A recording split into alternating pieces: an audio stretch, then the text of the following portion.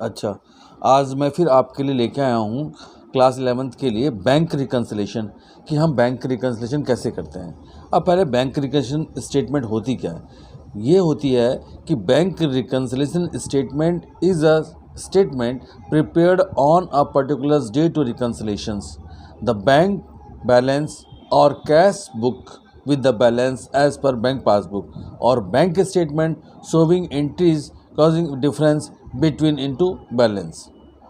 मैं इसको ये कह सकता हूँ कि जब हम बैंक रिकन्सिलेशन करते हैं तो हम बैंक रिकन्सिलेशन में अब पहले बैंक का बैलेंस और एक होता है कैश बुक का बैलेंस। बैंक के बैलेंस को अगर हम ले लेते हैं तो हमें कैश बुक के बैलेंस से मैच करना होता है, ठीक है ना। और अगर हम कैश बुक का बैलेंस लेते हैं तो हमें जो है बैंक के बैलेंस से मैच करना होता है, वो दोनों बैलेंस मिल रहे हैं या नहीं मिल रहे हैं। एक सिंपल फॉर्मेट में आपको समझाता हूँ।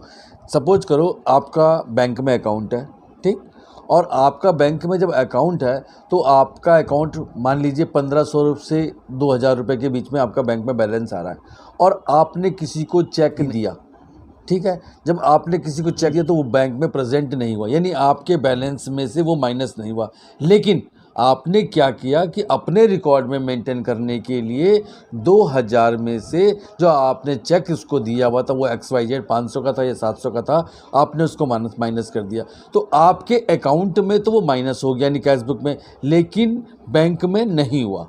जब बैंक में नहीं हुआ तो आप उसको बैंक से माइनस करोगे यानी एंट्री को शो करोगे, तभी वो आपस में आप दूसरे की एंट्री मैच करेंगे। तो उसको हम कैसे कर सकते हैं? देखो, मैंने एक फॉर्मेट बनाया है कि बैलेंस एज पर पासबुक। मेरे को बैलेंस पासबुक का मिल गया, ठीक है।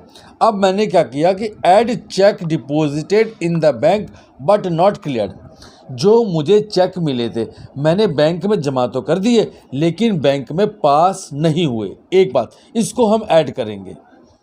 सेकेंड वन थिंग्स क्या है कि add premium paid and bank charges inter in the passbook. Bank ने क्या किया, कोई प्रीमियम पेड करना था वो कर दिया और कोई बैंक चार्जेस थे वो उसने अपने पास मतलब दिखा दिए, शो कर दिए, but not entered in the cash book, और ये इंटर्ड कैश बुक में नहीं हुए हैं।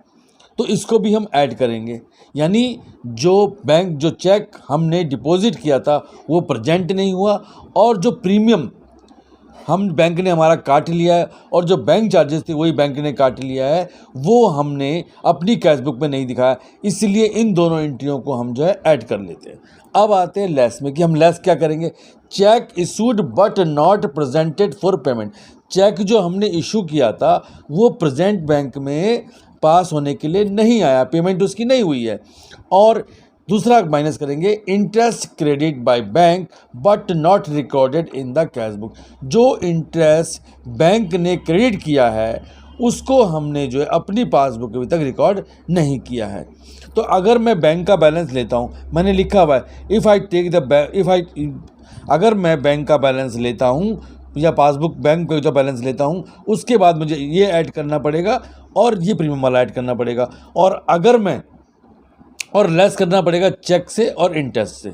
उसके अलावा मैं चाहता हूँ we can reconcile to the bank in two types. दो तरह से हम रिकन्सिलाइज करते हैं।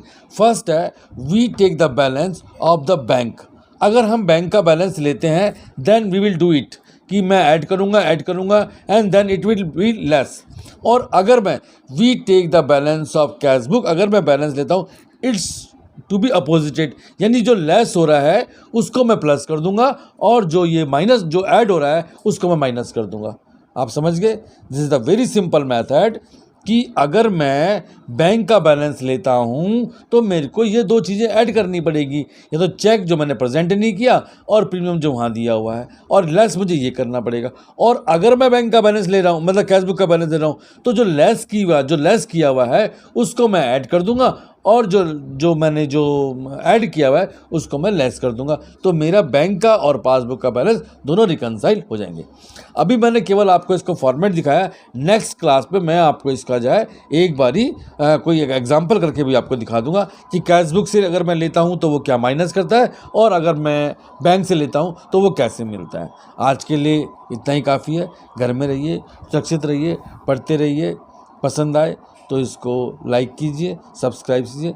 धन्यवाद, और फिर नेक्स्ट क्लास में मिलते हैं। धन्यवाद।